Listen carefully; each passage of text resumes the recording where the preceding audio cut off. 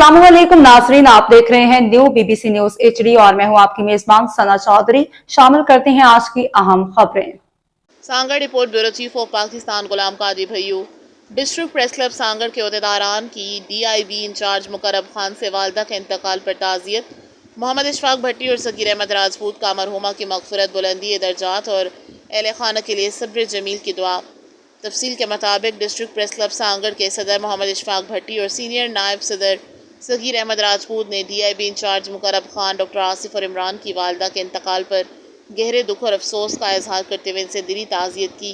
इस मौके पर उन्होंने मरहुमा के सारे सवाब के लिए दुआ करते हुए कहा कि अल्लाह ताला मरहुमा की कामिल मग़फ़िरत फरमाए, इन्हें जन्नतुल फिरदौस में आला मकाम अता करे और पसमंदगान को ये अजीम सदमा सब्र और इस्तकामत के साथ बर्दाश्त करने की तौफीक दे। डिस्ट्रिक्ट प्रेस क्लब के अहदेदारान ने सोगवार ख़ानदान से हमदर्दी का इजहार करते हुए कहा कि दुख और गम की इस घड़ी में वो बराबर के शरीक है और दुआ गो है कि अल्लाह ताला मरहुमा के दर्जात बुलंद फरमाए और अहले खाना को सब्र जमील अता फरमाए। आमीन।